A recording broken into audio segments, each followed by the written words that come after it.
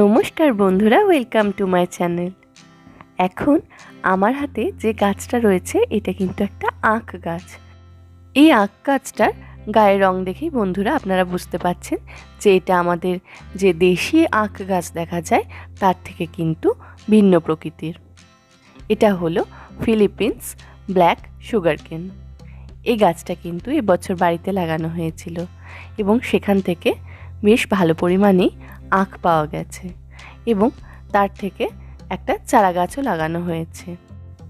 এরপর প্রচেষ্টা চলছে যে এই আখের টুকরো থেকে কিভাবে চারা গাছ তৈরি করে নেওয়া যায়, কারণ এই আখের প্রজাতিটি আমাদের কাছে কিন্তু একেবারেই নতুন এবং আমরা যে দেশি আখ খেয়ে থাকি তার থেকেও কিন্তু এর স্বাদটা একটু অন্য প্রকৃতির। কিন্তু এই আখের সাইজ এবং এই আখের যেটা রস সেটা কিন্তু তুলনামূলকভাবে অনেকটাই বেশি পরিমাণে। এই আখের চারা প্রস্তুত করার জন্য প্রথমেই কিন্তু আখের টুকরো করে নেওয়া হচ্ছে এবং তার জন্য ব্যবহার করা হচ্ছে এরকম একটা কাটার। এই কাটারটাতে ভালো করে হাইড্রোজেন পারঅক্সাইড মাখিয়ে নেওয়া হয়েছে। গাছের যে কোনো রকমের কাটিংয়ের ক্ষেত্রে এরকম হাইড্রোজেন পারঅক্সাইড মাখিয়েই কাটার ব্যবহার করলে কিন্তু ভালো হয়, এতে গাছের কাটিংয়ের কিন্তু ক্ষতি কম হয়। এরপর গাছের যে নিচের দিকে শিকড়গুলো ছিল সেগুলো কেটে ফেলতে হবে, কারণ পুরনো যে মাটিতে ছিল সেখানে হয়তো যদি কোনো রকম পোকামাকড় বা কোনো রকম ফাঙ্গাল ইনফেকশন থাকলেও থাকতে পারে, সেটা আর পরবর্তীকালে যখন নতুন চারা গাছ তৈরি হবে তার মধ্যে কিন্তু কোনো রকম প্রভাব ফেলতে পারবে না এবং গাছের কোনো রকম ক্ষতি সাধনও হবে না। এখানে আখের চারা তৈরির জন্য দুটো টুকরো কেটে নেওয়া হয়েছে। এই দুটো টুকরোই কিন্তু এরপর লাগানো হবে আখের চারা তৈরির জন্য। এরপর বন্ধুরা আমরা চলে যাব পরবর্তী ধাপগুলিতে। তার আগে বন্ধুরা, ভিডিওটি ভালো লাগলে প্লিজ লাইক করবেন এবং আমার চ্যানেলটিকে সাবস্ক্রাইব করে প্লিজ আমাকে সাপোর্ট করুন। এরপর চলে আসি পরবর্তী ধাপে। টুকরোগুলো তো কেটে নেওয়া হয়েছে।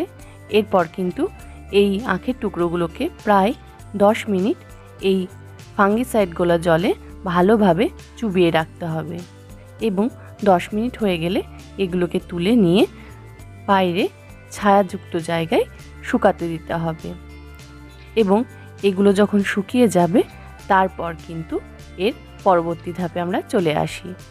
এখানে নিয়ে নেওয়া হয়েছে মাটি। এটা কিন্তু একেবারেই নর্মাল গার্ডেন সয়েল। এর মধ্যে বিশেষ কিছু সার প্রয়োগ করা হবে না। সামান্য পরিমাণে গোবর সার দেওয়া গেলেও দেওয়া যেতে পারে, তবে অতিরিক্ত কোনো রকম সার এই মুহূর্তে প্রয়োগ করার কোনো দরকার নেই, কারণ এটা কিন্তু শুধুমাত্র চারা তৈরি করা হচ্ছে। এখানে আখের টুকরো দুটি লাগানোর জন্য দুটো গ্রো ব্যাগ নিয়ে নেওয়া হয়েছে এবং সেখানে পর্যাপ্ত পরিমাণে মাটি দিয়ে দেওয়া হচ্ছে, যার মধ্যে একে একে আখের টুকরোগুলো লাগিয়ে ফেলা হবে।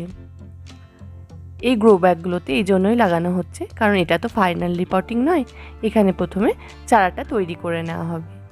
এরপর চারাটা যখন ভালোভাবে তৈরি হয়ে যাবে তারপর কিন্তু সরাসরি সেই গাছগুলো একেবারে মাটিতে বসানো হবে।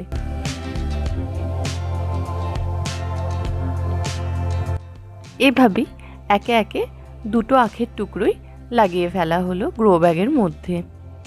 এরপর আখের টুকরো দুটি যে ফাঙ্গিসাইড গোলা জলে নিমজ্জিত ছিল সেই ফাঙ্গিসাইড গোলা জলই ভালোভাবে গ্রো ব্যাগের মধ্যে দিয়ে দেওয়া হলো এবং আখের টুকরোগুলো কিন্তু বেশ ভালোভাবে ভিজিয়ে দেওয়া হলো।